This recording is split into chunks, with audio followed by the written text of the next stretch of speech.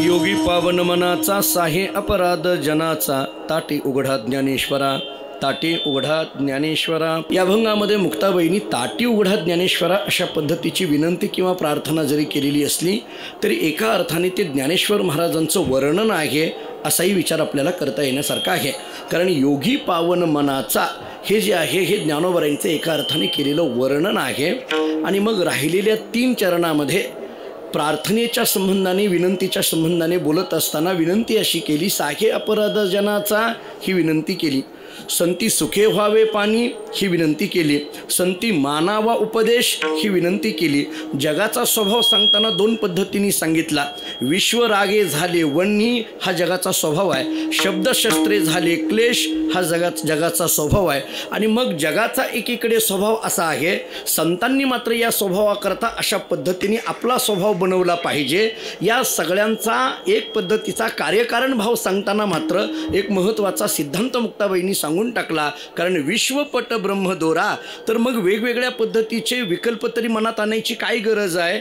जग जरी अशा पद्धतीचं असलं आणि याच्याकरता आपला स्वभाव अशा पद्धतीचा बनवायचा आहे, का बनवायचा आहे, या सगळ्याचा एक पद्धतीचा सिद्धांत सांगताना मुक्ताबाईंनी सांगितला विश्वपट ब्रह्मदोरा अशा पद्धतीचा एक सिद्धांत सांगून ताटी उघडा ज्ञानेश्वरा, याचं कारण तुम्ही पावन मनाचे योगी आहात। परंतु या अभंगामध्ये पाहत असताना मुक्ताबाईंनी ज्ञानोबरांची केलेली जी प्रार्थना आहे त्याचा थोडासा विचार आपल्याला करायचा आहे।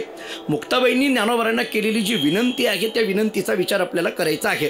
खरं पाहायला गेलं तर ज्ञानेश्वर महाराज काय, निवृत्तीनाथ महाराज काय, सोपान काका काय, मुक्ताबाई काय, या 4ही नावाचा जर विचार आपल्याला करायला गेलो तर ही काही नावं अशी आहेत की ती नावं घेतल्यानंतर हृदय भरून येतं। म्हणजे मुक्ताबाई म्हटलं की आपलं हृदय द्रवीभूत होऊन जातं, ज्ञानोबराय म्हटलं की आपलं हृदय द्रवीभूत होऊन जातं। मला कधी कधी असं वाटतं की म्हणजे थोडासा विकल्प असेल किंवा माझं एखाद्या वेळेस म्हणणं चुकीचं असेल किंवा नसेल मला माहीत नाही, परंतु मला असं वाटतं की ज्ञानेश्वर हे जे नाव आहे, आपण ज्ञानेश्वर महाराज हे जे ज्ञानेश्वर हे नाव आहे किंवा मुक्ताबाई हे नाव आहे, हे नाव ज्ञानोबराय मुक्ताबाई अवताराला येण्याच्या अगोदर होतं का नव्हतं असा जर विचार आपण करायला गेलो तर शब्दांचा विचार केला तर शब्दांची निर्मिती ही अनादिकालापासून आहेच। मला असं वाटतं की एखाद्या वेळेस हे नाव पूर्वी असेलच, नाही अशा म्हणायचा विषय येत नाही, पण ज्ञानोबरांच्या अवताराने ज्ञानेश्वर या नावाला जी ताकद निर्माण झालेली आहे ती अबाधित अशा पद्धतीची आहे, अनंत कालापर्यंत टिकणारी अशा पद्धतीची आहे। मुक्ताबाई हा जर शब्द आपण डोळ्यासमोर घेतला, शेवटी एका पद्धतीने विचार केलो तर हे शब्द जरी असले तरी त्या शब्दामध्ये जे चैतन्यत्व आलं ते यांच्या अवतारामुळे आलं। मुळात मुक्ताबाईचा स्वभाव आणि ज्ञानोबरांचा स्वभाव, या स्वभावाचा सुद्धा विचार केला तर हे खरं पाहायला गेलं चैतन्य तत्व असताना सुद्धा जनसामान्यामध्ये अशा पद्धतीची स्वभावाची व्यक्तिमत्व आपल्याला दिसून येतात आणि त्या स्वभावातून सुद्धा कशा पद्धतीने परमार्थ करता येतो हे जणू काही या सगळ्या स्वभाव चित्रणातून दिसून येतं असं म्हणायला हरकत नाही। थोडा मुक्ताबाई या शब्दाचा विचार करायला गेलो तर आपण थोडा स्पष्ट वक्ती असं म्हणून मुक्ताबाईकडे पाहिलं जातं। म्हणजे कोणत्या मुक्ताबाईच्या संबंधाने विचार करताना मुक्ताबाईंनी नामदेवरायाला खडे बोल सोडवण्याकरता कधी मागं पुढं पाहिलं नाही, चांगदेवांना खडे बोल सोडवण्याकरता कधी मागं पुढं पाहिलं नाही आणि प्रत्यक्ष ज्ञानोबरायांना सुद्धा एका पद्धतीने, मी अनेक वेळेला सांगतो, या अभंगामध्ये जरी एका पद्धतीने स्पष्ट अशा पद्धतीची जरी शब्द मुक्ताबाईंनी ज्ञानोबरायांच्या समोर मांडलेले असले तरी मला असं वाटतं की हे शब्द सगळे ज्ञानोबरायांना केलेली प्रार्थना आहे आणि एका अर्थाने तुम्हा आम्हा सर्वसामान्यांना केलेला तो उपदेश आहे। म्हणजे एकच शब्द हा प्रार्थनेकडेही लावता येतो आणि तो शब्द उपदेशाकडेही लावता येतो। साहे अपराध जनाचा हे ज्ञानोबरायांकडे केलेली प्रार्थना आहे आणि तुम्हा आम्हा सर्वसामान्यांना केलेला उपदेश आहे। अशा पद्धतीने आपल्याला विचार करता येईल। साहे अपराध जनाचा ही पद्धतीची प्रार्थना आहे, पण तुम्हा आम्हाला जर विचार केला तर मुक्ताबाई याच्यातून सांगतात की साहे अपराध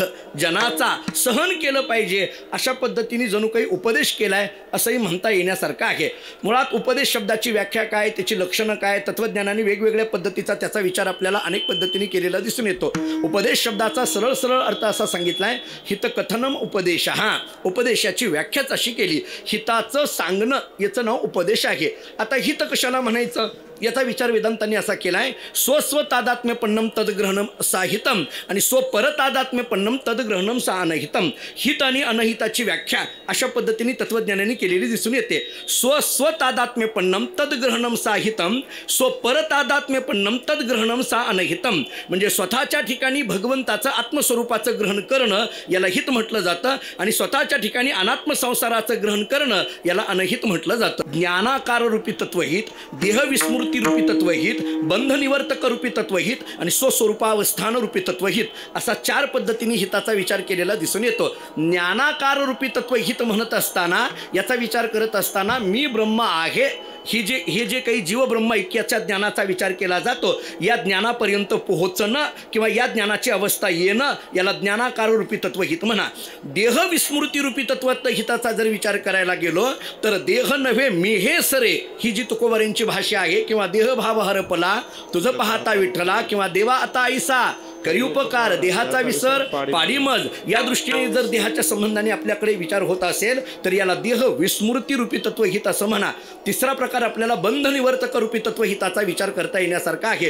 कुठल्याही पद्धतीचं बंधन शिल्लक न राहणं, या स्थितीमध्ये जाणं याला बंधनिवर्तक रूपी तत्वहित म्हणा. आणि चौथा विचार स्वस्वरूपावस्थान रूपी तत्वहिताचा विचार केला जातो. स्व म्हणजे आत्मस्वरूप आणि स्वस्वरूप म्हणजे जे आत्मस्वरूप आहे तेच जगाचं स्वरूप आहे. स्वस्वरूपाची स्थिती ज्यांना प्राप्त झाली या अवस्थेमध्ये जाणं याला स्वस्वरूपावस्थान रूपी तत्वहित म्हणा. पण मुक्ताबाईंनी ज्ञानोबारांना केलेली प्रार्थना याचा जर आपण विचार करायला गेलो तर मुळात ज्ञानेश्वर महाराज, मुक्ताबाई हे नावं विचारात घेत असताना या सगळ्यांकरता जो एकच शब्द येतोय तो म्हणजे संत. ज्ञानोबाराय संत आहेत, कारण याच्यातून आपल्याला अनेक पद्धतीने बोलताना मुक्ताबाईंनी केलेले जे विचार आहेत ना, संती सुखे व्हावे पाणी इथला संत शब्द घ्या, संती मानावा उपदेश इथला संत शब्द घ्या.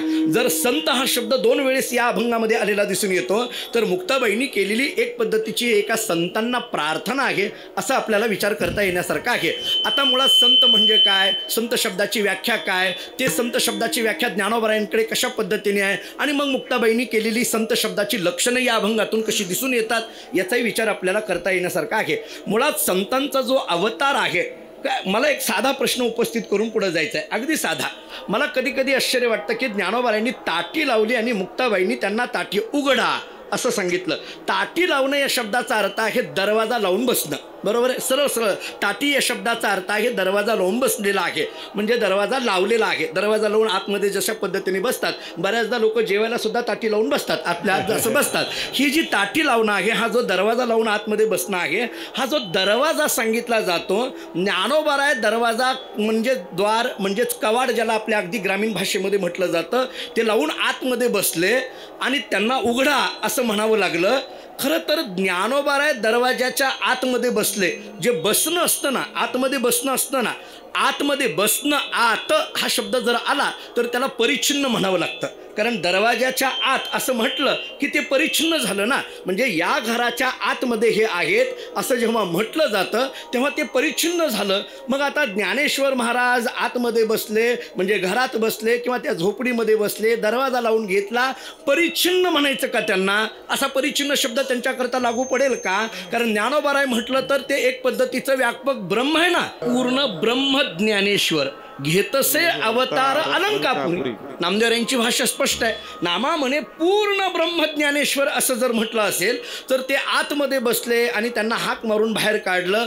हे नेमकं लौकिकाचे अर्थ नेमकं लावायचे कसे, या संबंधाने कसा विचार करता येईल? बरं, आपण याचा एक साधारण दाखला असा देत असतो की कुणीतरी इथं आळंदीमध्ये ज्यावेळेस भिक्षा मागण्याकरता ज्ञानोबाराय निघाले म्हणे, त्यांची जी झोळी आहे ती कुणीतरी काढून घेतली, त्याच्यातलं पीठ रस्त्यावर टाकून दिलं, अगदी त्यांना ढकलून दिलं, नव्हे त्यांना पीठही मागू दिलं नाही, त्यांना कुणीतरी मारलं. इतके सगळे शब्द या अभंगाच्या कथेच्या संबंधाने वापरले जातात.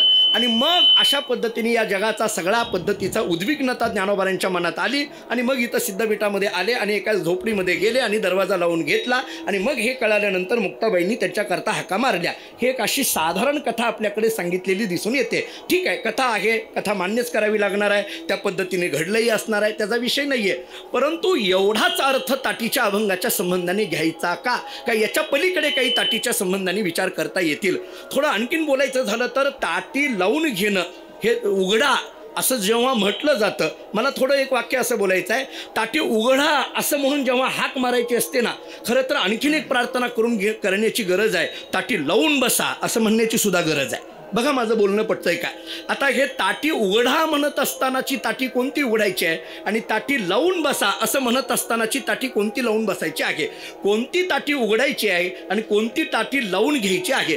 ताटी उघडणं हे जे प्रार्थनेच्या संबंधाने जितकं महत्त्वाचं आहे, तसं काही वेळेला ताटी लावून बसणं हे सुद्धा फार महत्त्वाचं आहे. थोडं आणखीन पुढं बोलतो की ताटी उघडण्याकरता ताटी लावणं हे जसं गरजेचं आहे, किंवा ताटी लावणं हे ताटी उघडण्याकरता सुद्धा गरजेचं आहे. त्याचे अर्थ करताना ताटी लावून आतमध्ये बसणं याचा थोडा वेगळा अर्थ करता येईल, एकांतामध्ये बसणं. बरोबर आहे. आता हे ताटी लावणं म्हणजे एकांत आहे असा जर विचार केला तर अशा एकांताची गरज आहे, अशा एकांताची खऱ्या अर्थाने गरज आहे. मी तर थोडं पुढं बोलतो की आपण प्रबोधनकारांनी सुद्धा कधी ना कधीतरी ताटी लावून बसलं पाहिजे.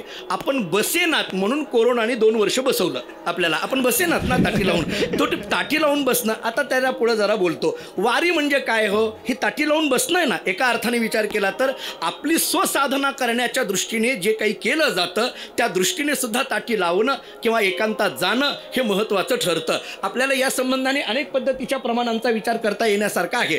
तुका म्हणे आम्हा एकांताचा वास करणे अखंड, न देखी जे तोंड विटाळाचे. न देखी जे तोंड विटाळाचे या स्थितीमध्ये जाणं ही सुद्धा एक पद्धतीची ताटी लावून घेणंच आहे ना. न देखी जे तोंड विटाळाचे या स्थितीमध्ये जाणं. आता तो विटाळ कोणता, कोणते विटाळ मानायचे हा सगळा स्वतंत्र विचार आहे. मला त्याच्यात आता जास्त गुंतायचं नाही. सगळ्या विटाळांचा जर विचार आपण करायला गेलो, नाही त्या विटाळ अखंड 16 उपाधी वेगळा जाणीवेच्या हे बोलत असताना जसा आपल्याकडे स्पर्शाचा विटाळ सांगितला जातो, तसा जन्म मरणाचा सुद्धा विटाळ सांगितला जातो. आणि या दोनही विटाळापेक्षा अगदी महत्त्वाचा विटाळ सांगितला, जाणीव नेणिवेचा विटाळ सांगितला. या दोन्ही विटाळापेक्षा या दोन्हीही विटाळाचं तोंड न देखी जे अशा स्थितीमध्ये जाणं हे सुद्धा एका पद्धतीने ताटी लावून घेणं आहे असं म्हणायला हरकत नाही. कारण जाणीव नेणिवेच्या पलीकडे पोहोचणं, नेणिवेच्या तर पलीकडे पोहोचावं, पण जाणीवेच्याही पलीकडे पोहोचावं. ज्ञानोबाराय जे आम्हाला सांगतात, जाणीव नेणीव भगवंती नाही. हे जे ज्ञानोबारायांचं हरिपाठातलं बोलणं आहे, नेणीव तर नाहीच नाही, पण जाणीव सुद्धा शिल्लक राहू नये. अज्ञान तर जावं, पण ज्ञानही राहू नये, ज्ञान सुद्धा निघून जावं. आपल्याला अमृतानुभवाचा विचार केला तर ज्ञान खंडन नावाचं प्रकरण जर ज्ञानोबाराय अमृतानुभवामध्ये लिहित असतील, मी अनेक वेळेला अमृतानुभवातली ओवी सांगत आलेलो आहे, किंबहुना शब्दो स्मरणदानी प्रसिद्धू पर्यायी संबंधो नाही येथे. हे जर ज्ञानोबारायांची आपल्याला शब्दाच्या संबंधाने भाषा दिसून येते, पर्यायी संबंधो नाही येथे. येथे हा शब्द जो वापरला जातो तो परमतत्वाच्या संबंधाने आहे. त्या ठिकाणी नेणीव तर नाहीच नाही, पण जाणीव सुद्धा तिथं राहत नाही. या नेणीव आणि जाणीवेच्या पलीकडे, या विटाळाच्या पलीकडे पोहोचणं, याच्या करता पोहोचण्याकरता जे लावून घेतलं जातं ती एकांताची स्थिती आहे. आणि ती सुद्धा एका अर्थाने ताटी लावून घेणं आहे असं म्हणायला हरकत नाही. हा झाला थोडा साधकाच्या दृष्टीने विचार केलेला. म्हणून मी म्हटलं की लौकिकातली ताटी लावून घेणं आणि हे अलौकिकातली ताटी लावून घेणं याच्यामध्ये फरक आहे. कुणीतरी बोललं म्हणून दरवाजा लावून बसणं ही लौकिकाची ताटी आहे, आणि आपल्याला काहीतरी प्राप्त करायचं आहे म्हणून दरवाजा लावून बसणं ही अलौकिकातली ताटी आहे. थोडं आणखीन एकदा आपण ज्या ज्ञानोबारायांकरता मुक्ताबाईंनी ही प्रार्थना केली, ते ज्ञानोबाराय म्हणून जर संत शब्द 2 वेळेस आलेला असला तरी हे संत अवताराला येतात. जे काही नामदेव यांनी आपल्याला सांगितलं, नामा म्हणे पूर्ण ब्रह्मज्ञानेश्वर घेत असे अवतार असं जर म्हटलेलं असेल, हा जर अवतार ज्ञानोबारायांचा सांगितला आहे तर हा अवतार म्हणजे नेमकं कोणता अवतार, कशा अनुषंगाने अवतार? देवाचा अवतार आम्हाला साधारणतः अनेक वेळेला सांगितलेला दिसून येतो, पण हा ज्ञानोबारायांचा अवतार जर म्हणत असतील तर नेमकं काय आहे? मला थोडंसं 3 शब्दांचा विचार करायचा आहे. जग, देव आणि संत या 3 शब्दाचा थोडा वेदांताच्या कसोटीवर कसा विचार करता येईल पहा. जग म्हणायचं कशाला, देव म्हणायचं कशाला आणि संत म्हणायचं कशाला? थोडा तत्वज्ञानाच्या कसोटीवर विचार आपल्याला असा करता येईल की जे सत्ता मात्र असलेलं, सत्ता स्वरूप असलेलं जे ज्ञान आहे, ही सत्ता स्वरूप असलेलं जे काही ब्रह्मज्ञान म्हणा किंवा पूर्ण ब्रह्म आहे, ते जे ज्ञान आहे त्या ज्ञानावर म्हणजे पूर्ण ब्रह्मज्ञानावर पोसणाऱ्या ज्या अनंत कल्पना आहेत, ऐका माझं बोलणं, पूर्ण असलेलं जे ब्रह्म, त्या पूर्ण असलेलं जे ब्रह्म नाम ज्ञान, त्याच्यावर पोसणाऱ्या ज्या अनंत कल्पना आहेत, त्या अनंत कल्पना जेव्हा व्यक्त रूपाने प्रगट होतात त्याला जग म्हणा. पहा, मी परत खुलासे करेन. मला सांगायचे 3च मुद्दे: जग, देव आणि संत. हे जग, देव आणि संत, खरं तर मला संत शब्दाकडे जायचं आहे, पण ते कळण्याकरता म्हणून थोडा देव शब्दाचा विचार करतो, ते कळण्याकरता थोडा जग शब्दाचा विचार करतो. कारण याच्यामध्ये मला संती मानावा उपदेश म्हणत असताना किंवा इथं संती सुखे व्हावे पाणी म्हणत असताना हे ज्ञानोबारांकडे संत शब्द जो अनुषंगाने आला तो कोणत्या अनुषंगाने आला याचा थोडासा विचार करायचा आहे. जग काय आहे, देव काय आहे आणि संत काय. मी जग या शब्दाचा विचार करत असताना असं सांगत होतो की मूळ असलेलं जे ब्रह्मज्ञान, पूर्ण असलेलं जे ब्रह्म म्हणजे सत्ता स्वरूप असलेलं जे ज्ञान, त्या ज्ञानावर पोसणाऱ्या ज्या अनंत कल्पना, मी कल्पना हा शब्द मुद्दाम वापरतो आहे कारण मला जग सांगायचं आहे आणि जग या शब्दाचा विचार करायचा असेल तर कल्पना अशा संबंधाने करावा लागेल. मूळ असलेलं जे ब्रह्म, पूर्ण ब्रह्म असलेलं जे ज्ञान, त्या ज्ञानावर पोसणाऱ्या ज्या अनंत कल्पना आहेत, त्या अनंत कल्पना जेव्हा व्यक्तरूपाने प्रगट होतात त्याला जग म्हणा. जेव्हा व्यक्तरूपाने प्रगट होतात त्याला जग म्हणा. आता थोडं पुढलं बोलतो, आणखीन थोडं पुढलं बोलतो. अनंत असलेल्या ज्या कल्पना आहेत, ऐका, अनंत असणाऱ्या ज्या कल्पना, या कल्पना ज्या अधिष्ठानावर पोचल्या जातात, या अनंत असलेल्या कल्पना ज्या अधिष्ठानावर पोचल्या जातात, ते अधिष्ठान म्हणजे सत्ता स्वरूप असलेलं जे ज्ञान आहे, ते ज्ञानच सगुण रूपाने जेव्हा प्रगट होतं त्याला देव म्हणा. पहा, पटतंय का? जग आणि देव. आणखीन एकदा सांगतो, संपूर्ण असलेल्या अनंत असलेल्या ज्या काही कल्पना आहेत, सत्ता स्वरूप असलेल्या ज्ञानावर पोचल्या गेलेल्या अनंत असलेल्या ज्या कल्पना, त्या कल्पना जेव्हा व्यक्तरूपाने प्रगट होतात त्याला जग म्हणा. आता या संपूर्ण अनंत असलेल्या पोचणाऱ्या ज्या कल्पना आहेत, त्या कल्पना ज्या अधिष्ठानावर पोचल्या जातात, ते अधिष्ठान असलेलं जे पूर्ण ब्रह्म सत्ता स्वरूप असलेलं ज्ञान, हे ज्ञानच जेव्हा सगुण रूपाने प्रगट होतं त्याला देव म्हणा. आता तिसरं सांगतो, सत्ता स्वरूप असलेलं ज्ञान, सत्ता स्वरूप असलेलं ज्ञान आणि याच्यावर पोचल्या गेलेल्या या अनंत असलेल्या कल्पना, या दोन्हीच्या मध्ये असलेला जो आनंद आहे, सत्ता स्वरूप असलेलं ज्ञान आणि याच्यावर पोचल्या गेलेल्या ज्या अनंत कल्पना, या दोन्हीच्या मध्ये असलेला जे आनंद आहे, ते आनंद जेव्हा परिपूर्ण रूपाने प्रगट होतो त्याला संत म्हणा. माझी भूमिका मांडायला लागलो एखाद्या वेळेस, मी पुन्हा एकदा सांगतो, या भूमिका पुन्हा एकदा सांगतो. काय आहे, आळंदीतलं कीर्तन आहे, त्यामुळे चुकलं तर सांगा असं म्हणण्याचं धाडस करावंच म्हणतोय मी. करत नाही ती गोष्ट निराळी, पण करावं हे म्हणतोय. की बाहेर करू नये. का करू नये? कारण ते आपल्यापेक्षा अडाणी असतात पुढले, पण इथं आपल्यापेक्षा हुशार आहेत ना, हे विचार केला पाहिजे. पण इथं मात्र आपण इथं ज्ञानोबारांच्या दारात आहोत ना, त्यामुळे आपलं जे काही आहे ते ज्ञानोबारांच्या समोर मांडावं. कारण चुकलं तर बरोबर करणारे इथं ज्ञानोबारा आहेत. जरी आपल्याला कोणत्या ना कोणत्या तरी रूपाने सांगतील, कुठल्याही रूपाने ज्ञानोबारा येऊन सांगतील ना, काय सांगता येत नाही महाराज. कोणी एखादा इथला श्रोता येऊन आम्हाला म्हणू शकेल की महाराज असं तुम्ही बोलला, त्याच्यामध्ये मला असं म्हणावंसं वाटतं. एखाद्या वेळेस ज्ञानोबारांनी त्याचा स्वीकार घेऊन आपल्याला बोलायचं ठरवलं असेल तर काय सांगता येत आहे. त्यामुळे इथं ज्ञानोबारा आम्हाला सांगणारे आहेत. या दृष्टीने मी पुन्हा ती 3 शब्द मांडतो. मला संत शब्दाकडे जरी यायचं असलं तरी जग, देव आणि संत याचा विचार करत असताना सत्ता स्वरूप असलेलं जे ज्ञान, मी पुन्हा सिद्धांताची भाषा वापरतो, सत्ता स्वरूप असलेलं ज्ञान, याच्यात काही म्हणणंच नाही. ज्ञान सत्ता स्वरूप असलेलं हेच आहे ना. बरं, याच्यावर पोचल्या गेलेल्या अनंत कल्पना. मी जग हा शब्द सांगताना कल्पना हा शब्द का देतो? शेवटी जग ही एक पद्धतीची कल्पनाच आहे ना. जर विचार करायला गेलो, पुन्हा आपल्या विवर्तवादाच्या दृष्टीने जर विचार करायला गेलो, रज्जूवर भासलेला सर्प, भासलेला म्हटलं की कल्पना झाली ना. म्हणजे मुळात त्याच्यावर भासलेला म्हणत असताना जी कल्पना. बरं, जाऊ द्या, आणखीन थोडं पुढं बोलतो. शुक्ती आणि रजताचा विचार करा. आनंदाचाच विचार जर करायचा असेल तर, भयाचा विचार करायचा असेल तर रज्जू सर्पाचा दृष्टांत घ्या. आनंदाचा विचार करायचा असेल तर शुक्ती रजताचा दृष्टांत हा एकांगी असतो, हे तितकंच खरं सांगतो. म्हणजे रज्जू शुक्ती रजताचा दृष्टांत देऊन मी संत कसे आहेत हे सांगतोय अशातला भाग नाही. पण शुक्ती रजताचा दृष्टांत देत असताना शुक्ती आहे, बरोबर आहे, ते अधिष्ठान आहे आणि त्याच्यावर कल्पना कशाची झालेली आहे? रजताची झालेली आहे. म्हणजे रजताची कल्पना झाली म्हणजे कल्पना झाली, ती कल्पना होण्याकरिता अधिष्ठानाची गरज आहे. कल्पना, त्या कल्पनेला अधिष्ठान पाहिजे ना. कारण कल्पनेचं अस्तित्व अधिष्ठानाशिवाय सिद्धच होऊ शकत नाही. कल्पनेचं अस्तित्व तुम्ही जर अधिष्ठानच मान्य नाही केलं तर कल्पनेचं अस्तित्व येणार कुठून?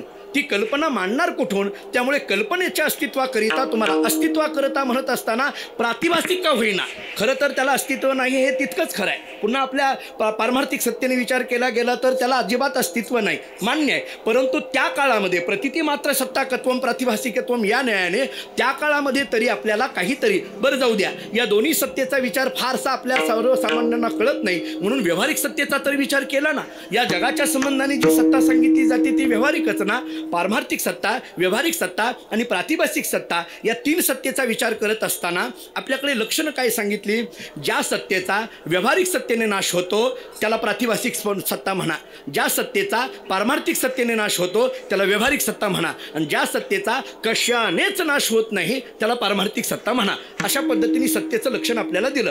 ज्या अनंत असलेल्या ज्या कल्पना आहेत या कल्पना पोचल्या जातात कशावर? सत्ता स्वरूप असलेलं जे ज्ञान, सत्ता स्वरूप असलेलं जे ज्ञान त्याच्यावर पोचल्या गेलेल्या ज्या अनंत कल्पना आहेत त्या कल्पना जेव्हा व्यक्त होतात. मी व्यक्त हा का म्हटलं? कारण जगाचा आकार सांगायचा आहे तुम्हाला. जेव्हा आकार सांगायचा आहे तेव्हा व्यक्तता मांडावी लागणार, निराकार सांगायचा आहे तेव्हा अव्यक्तता म्हणावं लागणार आहे. मग अनंत असलेल्या कल्पना जेव्हा व्यक्त रूपाने प्रगट होतात त्याला जग म्हणा. म्हणजे जग म्हणजे काय? एक कल्पनाच आहेत, फक्त ती व्यक्त झालेली आहे, म्हणजे आकाराला आलेली आहे. खरं पाहायला गेलं तर ती एक पद्धतीची कल्पनाच आहे, फक्त काय झालं? सत्ता स्वरूप असलेल्या ज्ञानावर ते काय झालं? व्यक्त झाली, आणि व्यक्त झाली की त्याला जग म्हणा. आता पुढं हे जे व्यक्त झालेल्या अनंत कल्पना आहेत, या अनंत कल्पना ज्या अधिष्ठानावर आहेत ते सत्ता स्वरूप असलेलं ज्ञान, ते ज्ञानच जेव्हा सगुण रूपाने प्रगट होतं, ते ज्ञानच म्हणजे ब्रह्मच जेव्हा सगुण रूपाने प्रगट होतं तो देव आहे. मग तुम्ही राम म्हणा, कृष्ण म्हणा, जे काही आपल्याला अवतार सांगायचे ते सगळे मच्छ कच्छ आदी अवताराचा विचार करा.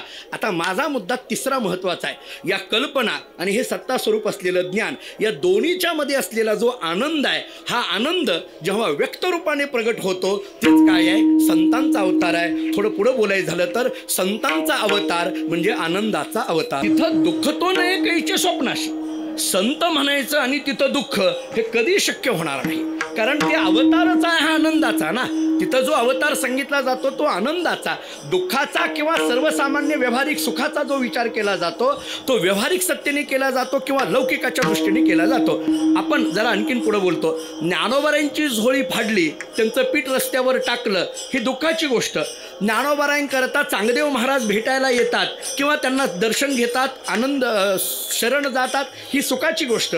पण मला असं म्हणायचं आहे, ही ज्ञानोबारांची सुखाची गोष्ट, ही ज्ञानोबारांची दुःखाची गोष्ट, ही आम्हाला चरित्र सांगण्याच्या दृष्टीने. एरवी ज्ञानोबारांचा विचार केला तर चांगदेव पाया पडायला आले काय आणि झोळी फाडली काय, या सुखदुःखाचा विचार ज्यांच्याजवळ अजिबात नाही ते ज्ञानोबार आहेत का? कारण सुखदुःखाचा विचार जिथं अजिबात राहत नाही त्यालाच आनंद म्हटलं जातं. याला आणखीन थोडा पुढला शब्द द्यायचा झाला तर परिपूर्ण असलेला अवतार. संतांचा अवतार हा परिपूर्ण आहे. मी हा परिपूर्ण शब्द जाणीवपूर्वक वापरतो. वैकुंठवासी जगन्नाथांना पवार एक वाक्य सांगायचे. माझ्या माहितीप्रमाणे आपण प्रत्यक्ष अनेकांनी त्यांची कीर्तनं श्रवण केलेली आहेत.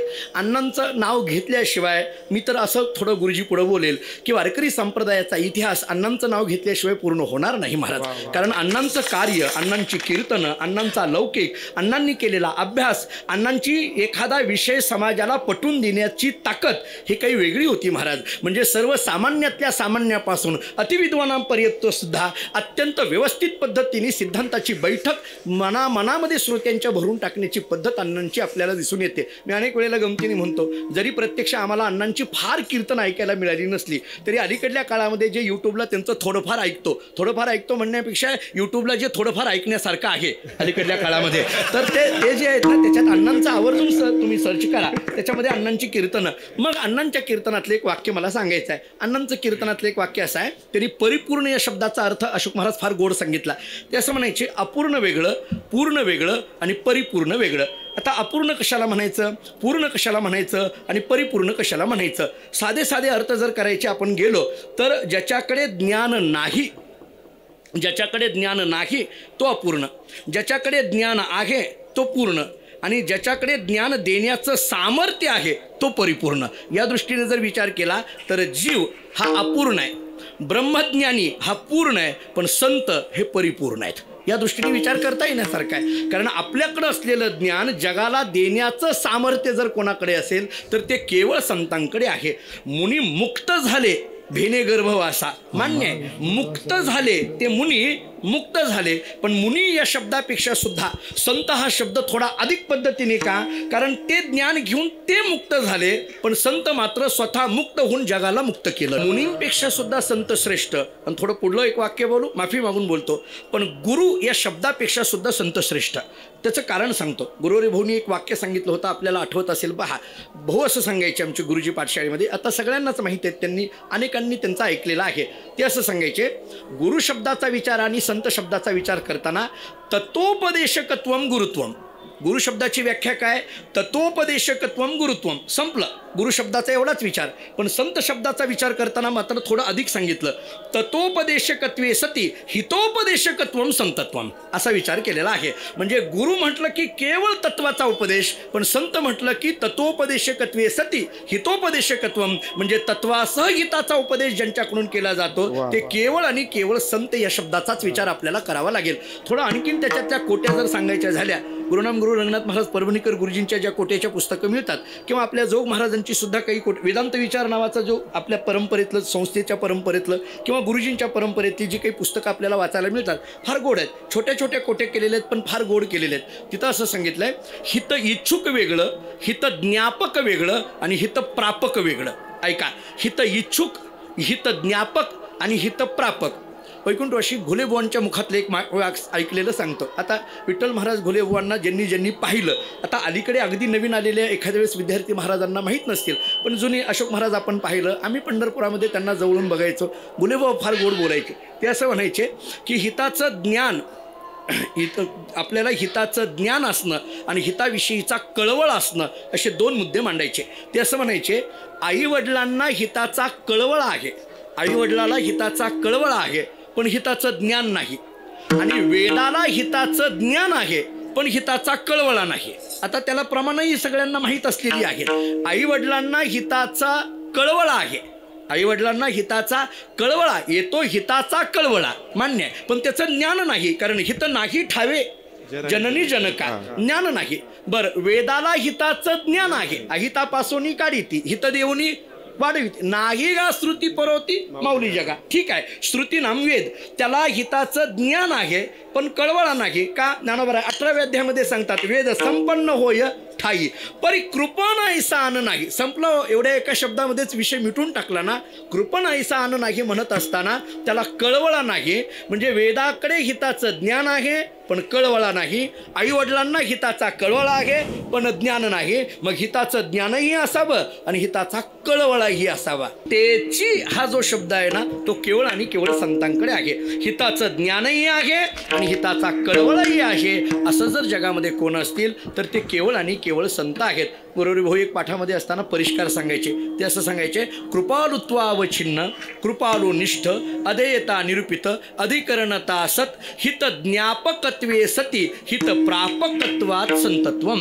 जर आपल्याला संतांचा विचार करायचा झाला, कृपालुत्वावच्छिन्न कृपालु निष्ठ अधेयता निरूपित अधिकरणता सत हे बोलत असताना हित ज्ञापकत्वे सती आणि हितप्रापकत्वात या दोन्ही गोष्टी विचार करायचा झाला. हित ज्ञापकत्व फक्त वेदाकडे, पण ज्ञापकत्वे सती प्रापकत्व संतांकडे, असा विचार आपल्याला करता येण्यासारखा आहे. मग हिताचा कळवळा संतांकडे आहे असा जर विचार येत असेल, मग संत हित जगाचं करण्याकरिता संत अवताराला आलेली असतील, जगाच्या कल्याणा संतांच्या विभूती असं जर असेल, म्हणजे जगाचं कल्याण व्हावं, जगाचं हित व्हावं, जगाचं चांगलं व्हावं, अशा एका वृत्तीने जर संत अवताराला आलेली असतील, तर मग अशा संतांनी कुठंतरी एका झोपडीमध्ये जाऊन बसणं हे काही योग्य आहे का?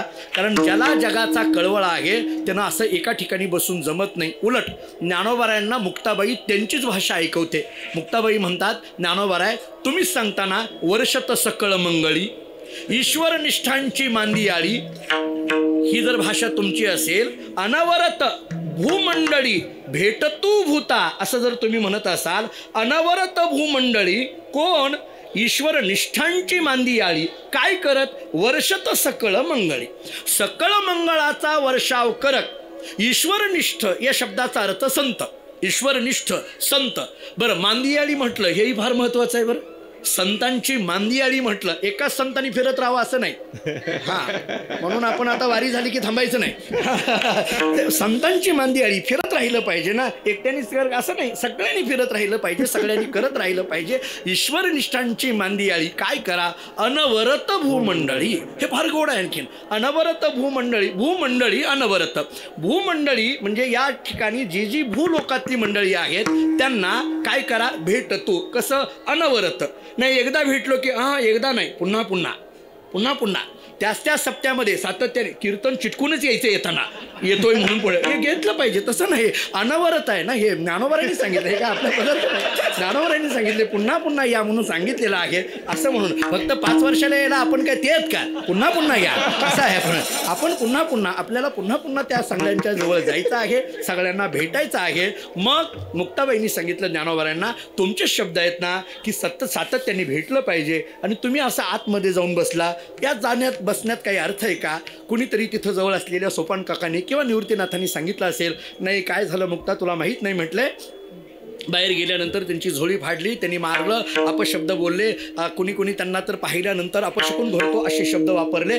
असं सगळं झाल्यामुळे ते आत बसलेले आहेत. मग मात्र मुक्ताबाईंनी सांगितलं, मान्य ठीक आहे, आपण भेटत असताना अनेक पद्धतीची वेगवेगळ्या विचित्र स्वभावाची लोक आपल्याला भेटणार आहेत, नाही असं नाही. आपण जेव्हा समाजामध्ये जातो तेव्हा सगळेच आपल्या स्वभावाचे भेटतात अशातला भाग नाहीत. उलट आपण आपल्या स्वभावाचं करण्याकरिता म्हणून विरुद्ध असलेल्या स्वभावाच्या व्यक्तीपुढे गेलं पाहिजे, आपण तिथपर्यंत गेलं पाहिजे आणि त्याला त्या पद्धतीने आपल्या स्वभावाचं बनवण्याकरता गेलं पाहिजे. मग हे करत असताना बऱ्याच वेळेला काही बोलले जाईल, कोणी काही म्हटलं जाईल, काही वेगवेगळ्या पद्धतीची आपल्यावर अपवाद येण्याची शक्यता आहे. त्यावेळेस मात्र काय केलं पाहिजे, सहन करता आलं पाहिजे. बरं, त्याच्याही पुढे मुक्ताबाई म्हणते, अहो सर्वसामान्यांनी तर सहन केलंच पाहिजे, पण तुम्ही तर केलंच पाहिजे. तुमच्यासारख्या महात्म्यांनी असं आत बसणं योग्य नाही.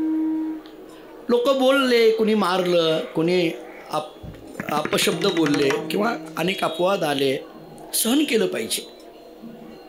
आतमध्ये कसं काय बसलात, जवळ कोणीतरी असेल, सोपान काका किंवा निवृत्तीनाथ महाराज कोणीतरी, त्यांनी सांगितलं असेल, अगं मुक्ता काय तू त्यांना म्हणायला लागलीस, ज्यांना बाहेर या म्हणते, ताटी उघडा ज्ञानेश्वरा म्हणते, ते आत बसले म्हणून तुला एवढं वाईट वाटायचं काय कारण आहे. अगं ते योगी आहेत, योग्याने असं बाहेर थांबायचं काय कारण आहे. योग्याने त्याच्या स्वसाधनेमध्ये रत असलं पाहिजे. योगी असा नाही ना, तो आतमध्येच, म्हणून आतमध्ये योगी आहेत ना. मुक्ताबाईंनी त्यांच्याकडे बघून सुनावलं असेल, हो योगी आहेत मान्य आहे, पण ते नुसते योगी नाहीत, पावन मनाचे योगी आहेत ना. हे कळून घ्या आता फक्त. असं नाही आहे, योगी फक्त शब्द चालत नाही, पावन मनाचे योगी असं पाहिजे.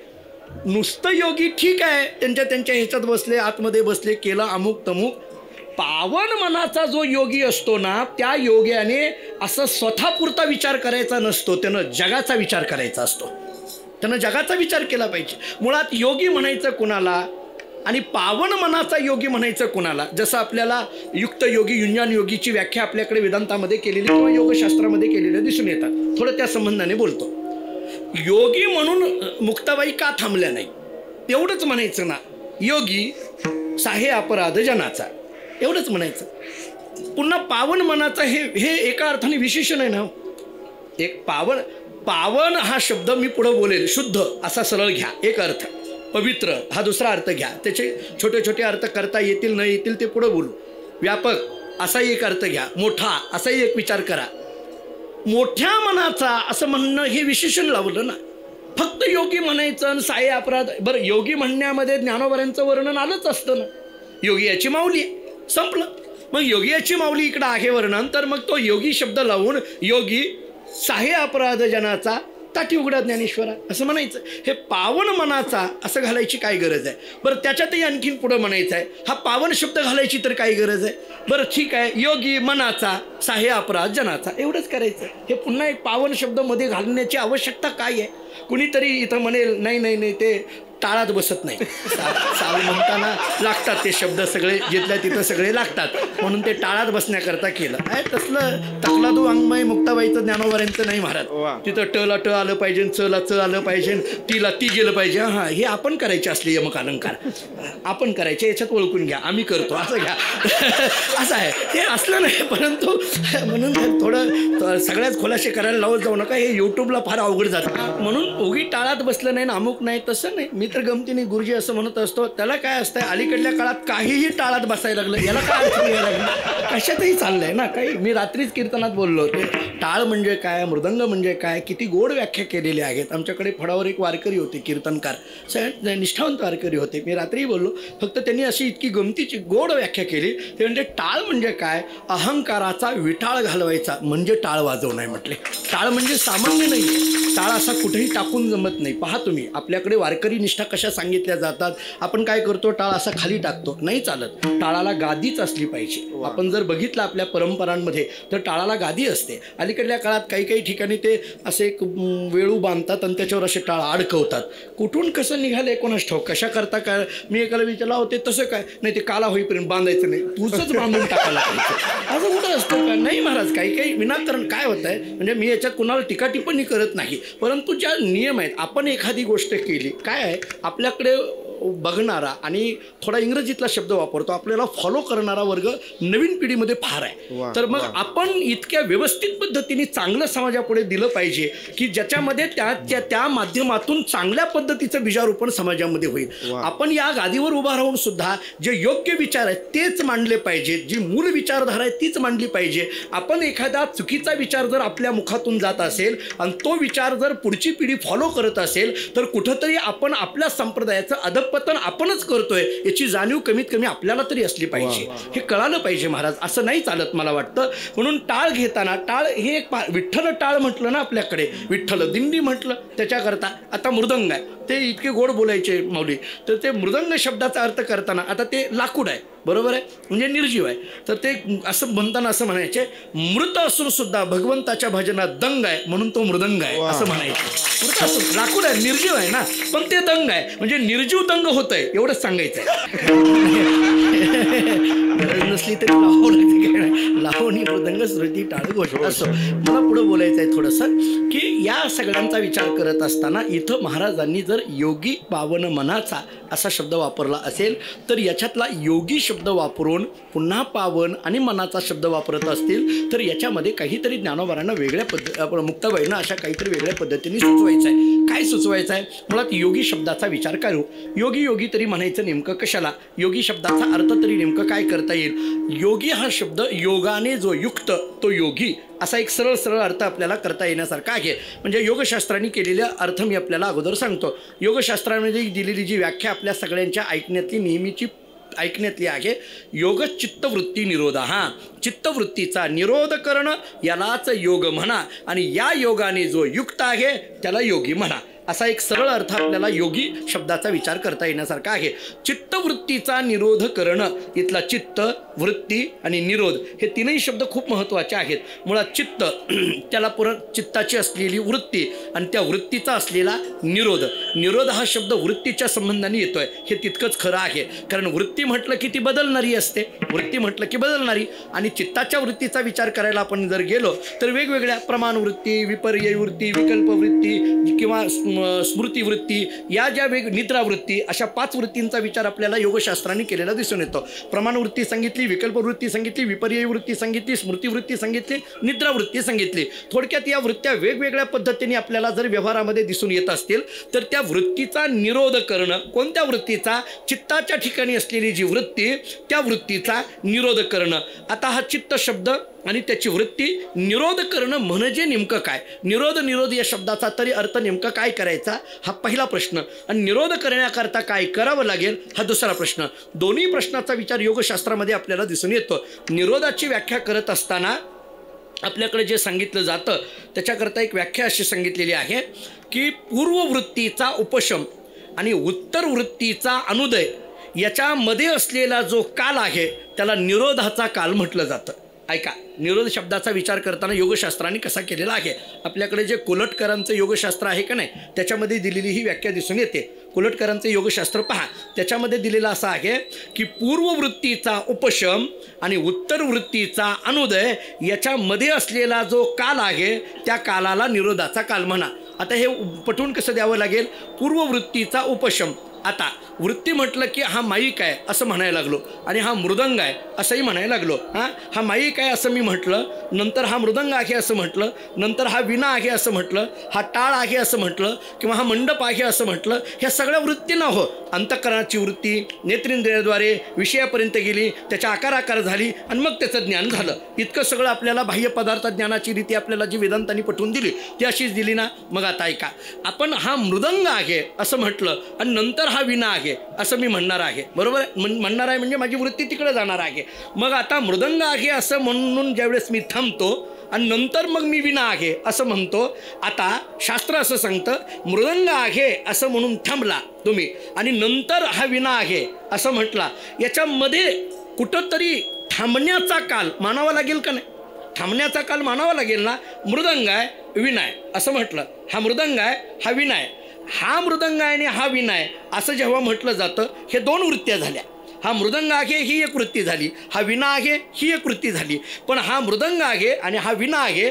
आता हा मृदंग आहे म्हटल्यानंतर हा विणा आहे असं म्हणणार आहे, त्याच्यामध्ये हा मृदंग आहे असं म्हणून मी थांबतोय आणि नंतर हा विणा आहे असं म्हणतोय, म्हणजे पूर्ववृत्तीचा उपशम आहे. आणि हा विणा आहे असं आणखीन मी म्हटलेलं नाही, म्हणजे उत्तर वृत्तीचा अनुदय आहे, म्हणजे उत्पन्न झालेली नाही. मग याच्यामध्ये जी वृत्ती थांबलेली आहे ना, तो जो वृत्तीचा काल आहे ना, त्याला निरोधाचा काल म्हणा. कुणीतरी बसलेल्यापैकी म्हणेल अहो ते किती क्षणभर सुद्धा नसतं, ते जे थांबणं आहे ना ते क्षणभर सुद्धा नसतं. शास्त्र सांगतं ते क्षणभर आहे, ते तरी थांबलं एवढं मान्य करावं लागेल ना. मग तो थांबण्याचा काल वाढवत जाण्याकरता ज्या शास्त्राची गरज आहे त्याचं नाव योग, त्याला योगी म्हणा. असा एक योग शब्दाचा विचार करता येईल. नेहमी ती ज्ञानोबरायांचा विचार करायचा झाला तर जीव परमात्मा दोन्ही बैसवणी ऐक्यासनी जयाची हृदय भुवनी विराजती, या ज्ञानशास्त्राच्या भूमिकेतून सुद्धा विचार केला तर हा सुद्धा एक पद्धतीचा योगी असंच म्हणून ज्ञानोबरायांनी वर्णन केलेलं आहे ना.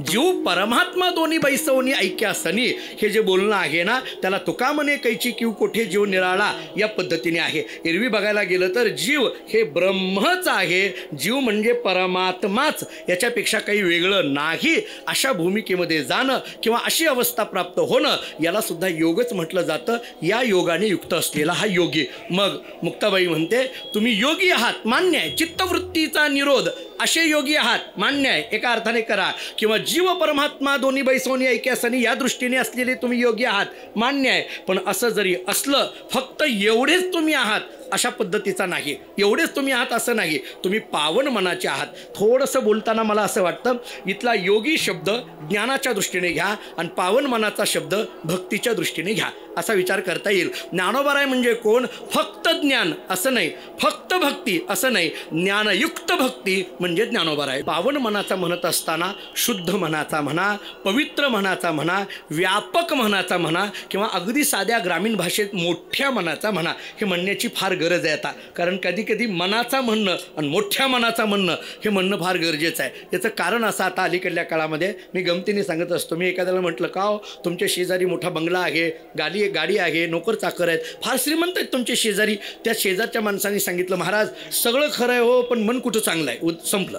एका वाक्यात आपला सातबारा मांडून टाकला त्यानं. एकच वाक्य एवढं पुरेसं झालं, बायोडाटा एवढ्याच एका वाक्यात आहे आपला, संपलं. मग हे चांगल्या मनाचा असाही म्हणा. मग आता हे पावन मनाचा म्हणत असताना शुद्ध मनाचा किंवा पवित्र मनाचा, व्यापक मनाचा किंवा चांगल्या मनाचा असं जे वापरलं जातं, आता पुन्हा याच्यात फरक पडतात. शुद्ध मनाचा म्हणजे काय, व्यापक मनाचा म्हणजे नेमकं काय, पवित्र मनाचा म्हणजे नेमकं काय, चांगल्या मनाचा म्हणजे काय. खरं पाहायला गेलं हे एकार्थवाची शब्द जरी असले तरी छोटे छोटे त्याच्यामध्ये फरक आपल्याला काही अंशी का होईना तत्त्वज्ञानाच्या कसोटीवर करता येण्यासारखे आहेत. म्हणजे या पद्धतीने आपण जर निघालो तर मुक्ताबाई ज्ञानोबरांना म्हणते तुम्ही योगी आहात आणि पावन मनाचे आहात. याचा अर्थ काय? तुम्ही शुद्ध मनाचे आहात.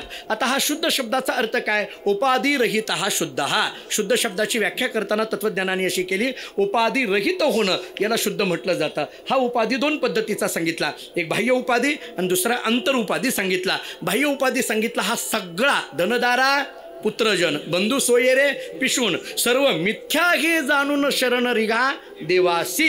हे जे सांगितलं जातं ना, हा सगळा उठा जागे व्हारे म्हणत असताना धन दारा पुत्रजन हे सांगताना आयुष्य जात आहे पहा.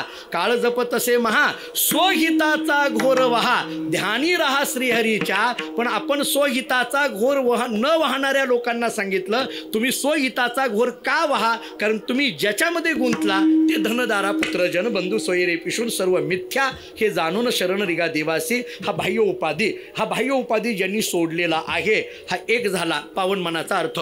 फक्त बाह्य उपाधी सोडला म्हणजे पावन मनाचा होतो अशातला भाग नाही. सगळ्यात महत्त्वाचा अंतरुपाधी जाणं गरजेचं आहे. थोडं स्पष्ट बोलतो. घर सोडून एखादा मनुष्य जरी आलेला असला, घर सोडलं हो मान्य आहे, पण त्याच्याबद्दलची आसक्ती मात्र सुटली नसेल तर मग त्याला पावन मनाचा कसं काय म्हणता येईल. बाह्य उपाधीचा त्याग झाला पण अंतरुपाधीचा त्याग झाला नाही ना. त्याच्याकरता तिथली जी आसक्ती आहे, ममत्व आहे, अहम आणि मम आहे, त्याचा सुद्धा त्याग व्हावा लागेल तर त्याला खराने पावन मनाचा म्हणता येईल. हा एक विचार आपल्याला करता येण्यासारखा आहे. थोडं आणखीन पुढं बोलायचं झालं तर या पावन मनाचा या शब्दाकरता मी दुसरा शब्द वापरला होता चांगल्या मनाचा. पावन मनाचा या शब्दाकरता काय म्हटलं तर चांगल्या मनाचा. मी अनेक वेळेला गमतीने म्हणत असतो ते काय आहे, मला थोडं अन्य पुस्तकं वाचण्याचा थोडासा छंद आहे. तर त्याच्यामध्ये गुरुदेव रानडेंचं एक पुस्तक माझ्या वाचण्यात आलं, आयुर्वेदाच्या संबंधाने आहे. थोडं अवांतर बोलतो, म्हणजे अवांतर म्हणजे जितकं अवांतर चाललंय तितकं नाही आहे. थोडं म्हणजे तितकं नाही आहे, हे तितकं नाही आहे, ह्या त्यातलाच भाग आहे, पण दुसऱ्या पुस्तकाचा आधार घेऊन बोलतोय एवढंच चाललं आहे.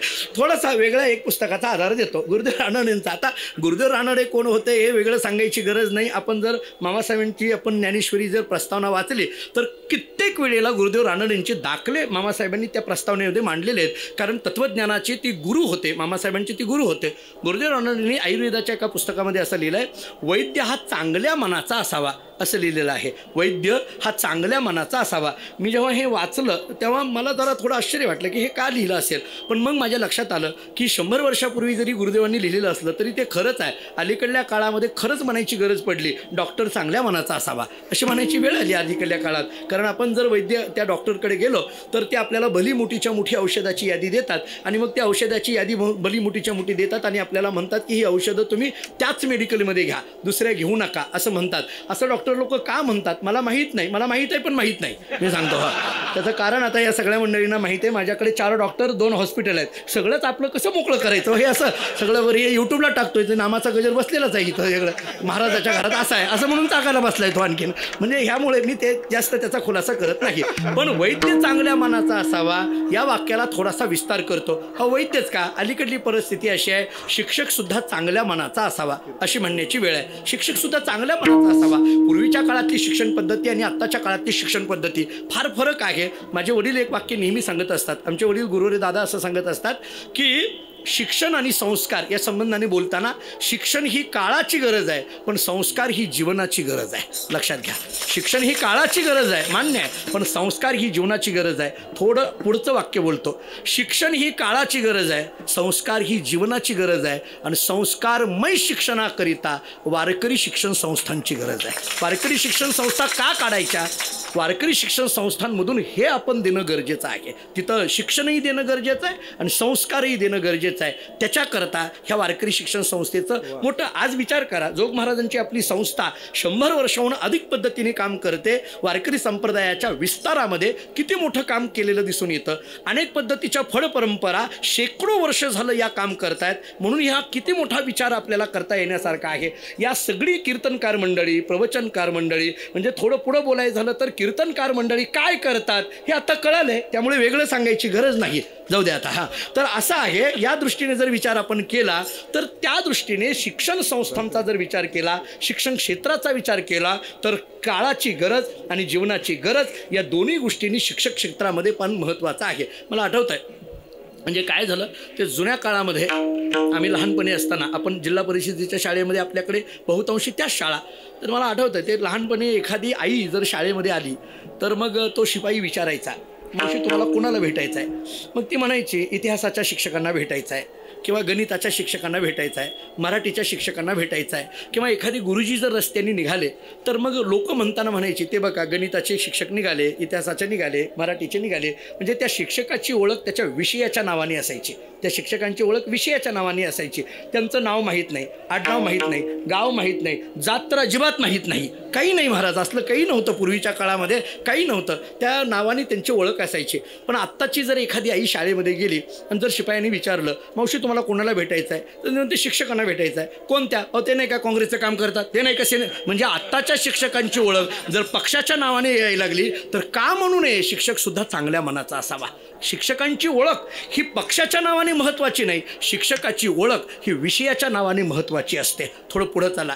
जसा वैद्य चांगल्या मनाचा असावा तसा शिक्षकसुद्धा चांगल्या मनाचा असावा, वकीलसुद्धा चांगल्या मनाचा असावा. म्हणजे एक साधारण वाक्य, हे काही माझ्याकडे लागत नाही आहे, एक साधारण वाक्य सांगतो. वकीलसुद्धा चांगल्या मनाचा असावा, इंजिनियरसुद्धा चांगल्या मनाचा असावा, व्यापारी चांगल्या मनाचा असावा, राजकारणी चांगल्या मनाचा असावा. मी गमतीने म्हणत असतो महाराजसुद्धा चांगल्या मनाचा असावा. ही तर फार गरज आहे आत्ता काळाची. कारण आपण कोणता विचार देतोय, आपण कोणत्या विचाराने समाजामध्ये जातोय, आपण समाजाच्या कल्याणाची किती तळमळ घेऊन फिरतोय, याच्यावर सुद्धा आपल्या कीर्तनाचा प्रभाव समाजावर कसा पडणार आहे. मी थोडं आणखीन पुढं बोलतो, मला माफ करा, पण आपण किती अभ्यासपूर्ण बोलतोय, याबरोबर आपण किती तळमळीने समाजाशी एकरूप होऊन बोलतोय, हेही फार महत्त्वाचं आहे. हेही फार महत्त्वाचं आहे. जेव्हा आपण एखाद्या गावामध्ये जातो, कीर्तनाला जातो, ज्या गादीवर उभा राहतो, तेव्हा आपल्या मनातली जी तळमळ आहे ती तळमळ जेव्हा ती मूर्त रूप घेते तेव्हा कुठंतरी त्या कीर्तनाचा प्रभाव त्या समाजावर पडत असतो. मग त्या समाजातला जो काही संस्काराचा आहे,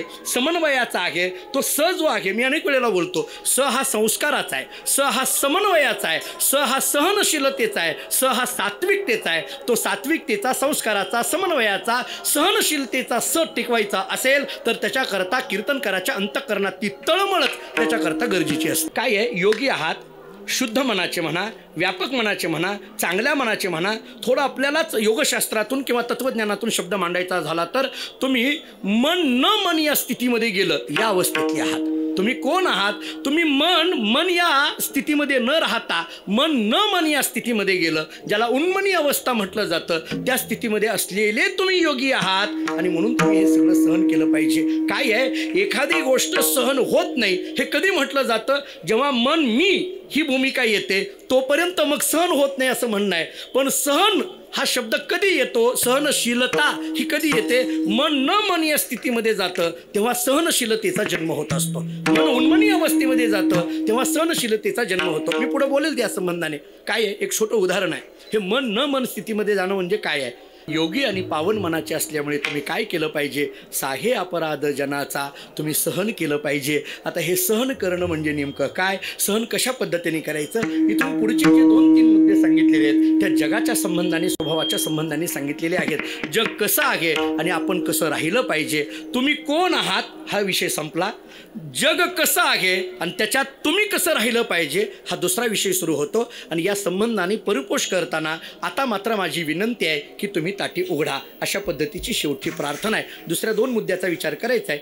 ज्ञानोबाराय तुम्ही कशी आहात? योगी आहात आणि पावन मनाचे आहात. आता काय करा? साहे अपराध जनाचा हे सहन केलं पाहिजे. साहे अपराध जनाचा सहन करणं म्हणजे नेमकं काय? सहन करायचं म्हणजे नेमकं कसं करायचं असतं? सहनशीलता जी येते ती कोणत्या अनुषंगाने येते याचा विचार करायचा झाला तर आपल्याला असं चिंतन करता येईल. सहन कधी होत नाही आणि सहन कधी होतं? मी देह असं जोपर्यंत आपण म्हणणार आहोत तोपर्यंत सहन माणसाला होत नाही. देह नव्हे मी हे सरे या स्थितीमध्ये गेलं की मग सहनशीलता हा गुण येतो असं म्हणायला हरकत नाही. कारण मी देह असं म्हटलं जातं जोपर्यंत देह अशी म्हणून मी भूमिका घेऊन जाणार आहे. कारण सहन मला होतं न होतं हे शब्द द्वैतातले.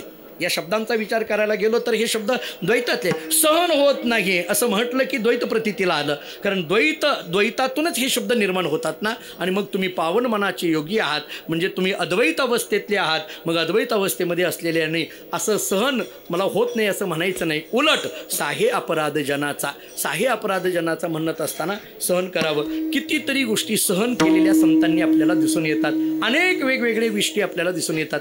काय आहे ते? एकनाथ महाराजांच्या चरित्रात फार गोड उदाहरण दिलं जातं. काय झालं म्हणे? एकनाथ महाराज आता शांती ब्रह्म जरी प्राणांत केला अपकार तरी न मने हा दुष्ट नर, अपकार्या करी अति उपकार प्रशांता प्रकार या नाव. नाथ महाराजांची भागवतातले शब्द नाथ महाराजांकरताच लागू पडतात. प्राणांत केला अपकार तरी न मने हा दुष्ट नर, असं नाथरायांचं चरित्र. ते नाथ महाराजांकडे आता अनेकांनी नाथ महाराजांना राग यावा याच्याकरता प्रयत्न केले असं सांगितलं जातं. वेगवेगळे पदे, कुणी अंगावर थुंकलं, कुठं काय झालं, अमुक झालं तमुक झालं, अनेक वेगवेगळ्या कथा सांगितल्या जातात. ते काय झालं म्हणे, एकनाथ महाराज आपल्या घरामध्ये काही पुराण वगैरे सांगणं त्यांचं चालायचं. त्या गावामध्ये एक दुसऱ्या गावाहून एक मनुष्य आला आणि मग ते कुचरवट्ट्यावर काही बसलेली मंडळी होती, त्याच्याकडे गेला. तो म्हटला, अहो माझ्या मुलीचं लग्न आहे, मला 200 रुपयाची मदत पाहिजे. आता त्या काळातलं हे बोलणं नाथरायांच्या चरित्रामध्ये फार गोड वर्णन केलेलं आहे. केशवकृत जे नाथ महाराजांचं चरित्र आहे ना, ओवीबद्ध, जे संस्थांनी प्रसिद्ध केलं, मोठं गोड वर्णन आहे. आणि 200 रुपये पाहिजे म्हटले, मला 200 रुपयाची मदत करा. आता ती जी बसलेली होती ना, कुटाळ मंडळी ती बसलेली होती, ती असे शोधतच असायची कोणाला तरी काहीतरी त्रास देण्याकरता. ते कट्ट्यावर बसलेलेच असायचे. मी तर नेहमी सांगत असतो, कुचरवट्टा या शब्दाचा अर्थ काय, घरचं खायचं आणि दुसऱ्याच्या उचापती करायच्या, त्याचं नाव कुचरवट्टा. गावागावामध्ये ठरलेली असतात ती माणसं. अशी गमती असतात महाराज, ती अवतारी पुरुष असतात असं म्हणायला हरकत नाही. ती तेवढ्याचा कारणाकरता अवतार तुम्हा धरा या कारण असं म्हटलं तरी त्या लोकांकरता काही हरकत नाही.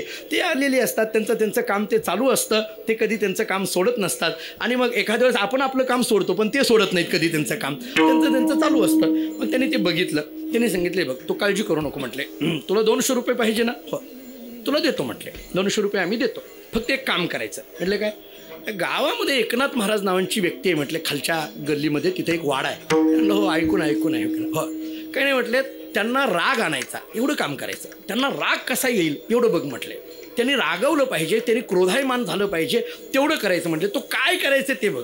त्या महाराजांना राग तू आणला, तुला 200 रुपये दिले.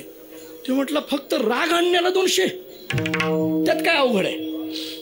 आता तर अलीकडल्या काळात अवघडच नाही महाराज लोकांना राग आणण्याकरता, अरे अवघडच नाही, त्याला काय अवघड आहे म्हटलं. पण तुम्ही नक्की द्याल, अरे नक्की देतो म्हटले, फक्त तुला त्यांना राग आणता आला पाहिजे. त्यानं काय केलं, ते गोदावरीमध्ये गेला, चिखलामध्ये असा लोळला, अंगावर सगळं चिखल असं माकलेलं होतं आणि तो चिखलासहित एकनाथ महाराजांच्या वाड्यात गेला. नाथ महाराज पूजेला बसले होते, सगळं त्यांची सामुग्री घेऊन अगदी स्नान वगैरे होऊन त्यांचं व्यवस्थित शुभ्र कपडे घालून बसलेले होते. आणि हा आला आणि धावत आला आणि एकनाथ महाराजांच्या अंगावर बसला.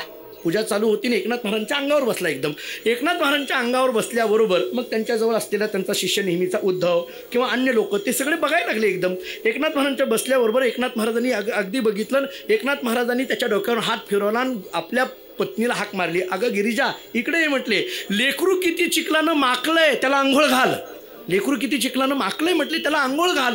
त्यांनी विचार केला की एवढ्या घाण कपडे त्यांचे झाले, मी चिखलासहित त्यांच्या अंगावर बसलो तरी या माणसाला राग येत नाही म्हटले. मग त्यांना आंघोळ वगैरे घातली, स्नान वगैरे घातलं, सगळं झालं. ते म्हटले, हे बघा आलात आहात ना, आता प्रसाद घेऊन जा. कारण आल्यानंतर दुपारी रोज त्यांच्याकडे अन्नप्रसाद चालायचा. त्यांनी विचार केला, अंगावर बसलो तरी काही यांना राग येईना, काहीतरी आणखीन केलं पाहिजे म्हटले, काहीतरी केलं पाहिजे. मग ते गिरजाबाई सगळ्या पंक्तीमध्ये वाढत होत्या म्हणे. आणि वाढत असताना हा एकदम आपल्या पात्रावरनं उठला आणि गिरिजाबाईच्या अंगावर पाठीवर जाऊन बसला. असा पाठीवर बसल्याबरोबर एकदम बाकीची सगळी जी जेवायला बसलेली अवाक झाली. अरे हे काय विचित्रपणा आहे. नाथ महाराजांनी पाहिलं आणि नाथ महाराजांनी मोठ्याने ओरडून सांगितलं, अगं गिरिजे, लेकरू पाठीवर बसलेल्या खाली पडेल. गिरजाबाईंनी सांगितलं, मी लेकरांना चांगलं वावरते, हरिपंडिताला असाच लहानाचा मोठा केला, यालाही करेल म्हटले, त्यात काय अवघड आहे, यालाही लहानाचा मोठा करेल. असं म्हणून तिनं असं काकेत घेतलं. त्यांनी विचार केला, एवढ्या 2 गोष्टी झाल्या तरी पण यांना काय राग येत नाही. शेवटी तो ओशाळला, नाथ महाराजांच्या पाया पडला.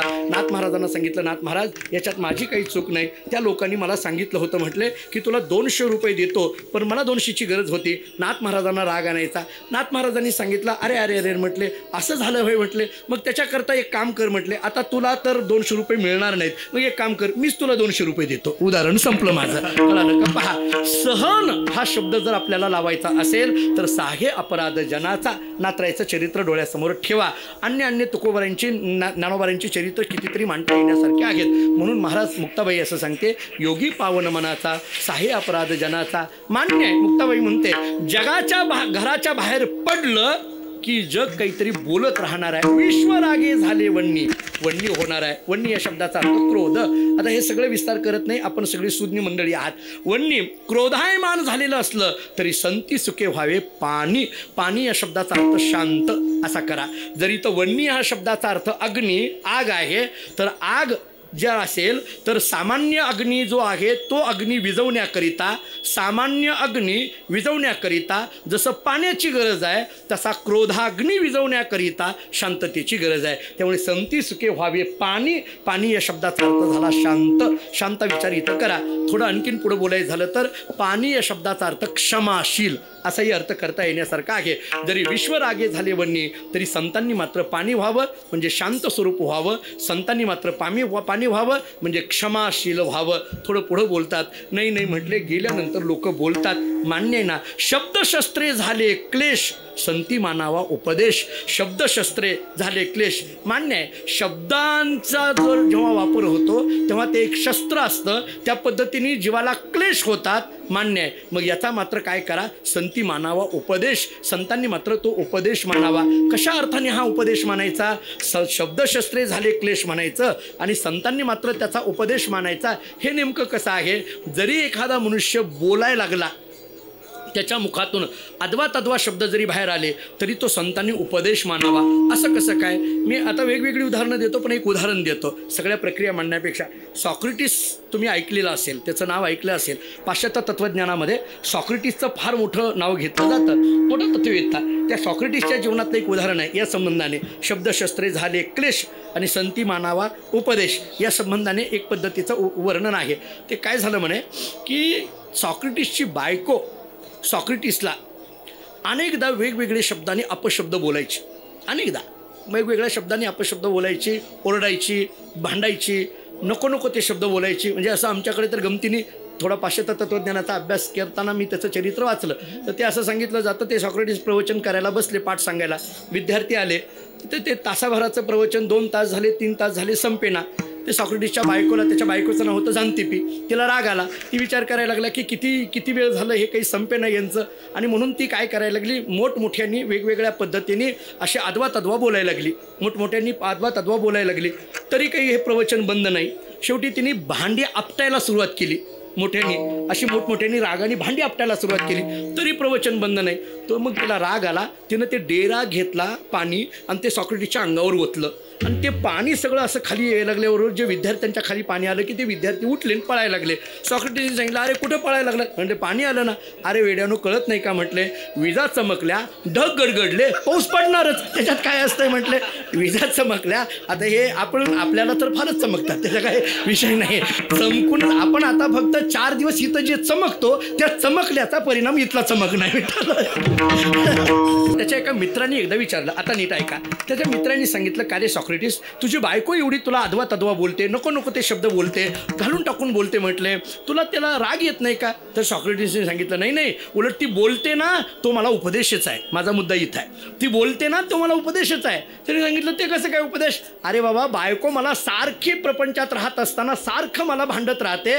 याचा अर्थ बायको मला असं सांगते की तुम्ही प्रपंचात रमू नका, तुमच्या तत्वज्ञानाच्या अभ्यासात रमा. शब्दशस्त्रे झाले क्लेश संती मानावा उपदेश. शेवटी मुक्ताबाई म्हणते, दादा या सगळ्याचा परिपोष करताना दादा तुम्हाला हे माहीत आहे ना, कारण तुम्ही ज्या जगात राहता ते जग आणि तुम्ही काही वेगळं आहे का? वेगळं असेल तर राग यावा. वेगळं उलट ती तर असं म्हणायला लागली, एका अर्थाने विश्वरागे झाले वन्नी आणि संती सुखे व्हावे पाणी. हे सुद्धा तुम्ही वन्नी म्हणायला लागला म्हणून पाणी सांगावं लागलं. क्लेश म्हणायला लागला म्हणून उपदेश म्हणावा लागला.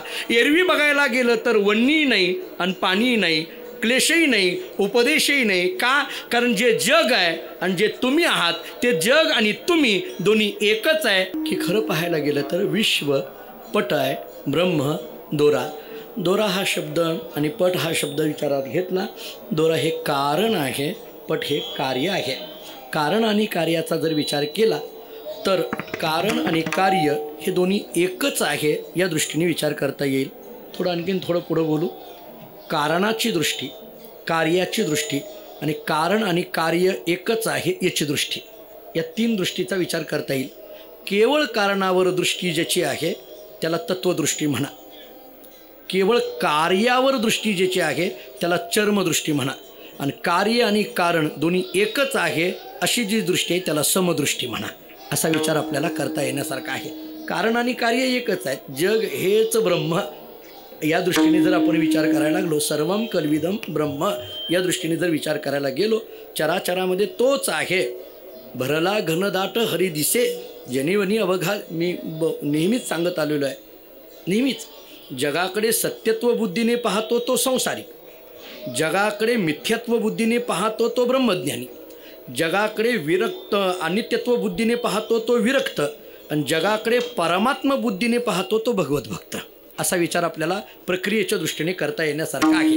जगाकडे सत्यत्व बुद्धी आहे तो संसारिक आहे, अनित्य आहे तो विरक्त आहे, मिथ्या असं म्हणणारा ब्रह्मज्ञानी आहे. पण जग हे संपूर्ण परमात्मा जनीवनी अवघा देव असं म्हणणारा जो आहे तो वैष्णव आहे किंवा तोच भगवत भक्त आहे. आणि तुम्ही असे भगवत भक्त असल्यामुळे योगी आणि पावन मनाचे, याचा अर्थ योगी म्हणण्यामध्ये ज्ञान, पावन मनाचा म्हणण्यामध्ये भक्ती, असं ज्ञानयुक्त भक्तीने युक्त तुम्ही असल्यामुळे तुम्ही विश्वपट ब्रह्मदोरा या अवस्थेतले तुम्ही आहात. आणि त्यामुळे त्याच्यापासून वेगळा असायचा विषय येत नाही. ताटी उघडा ज्ञानेश्वरा, तुम्ही ताटी ओढा.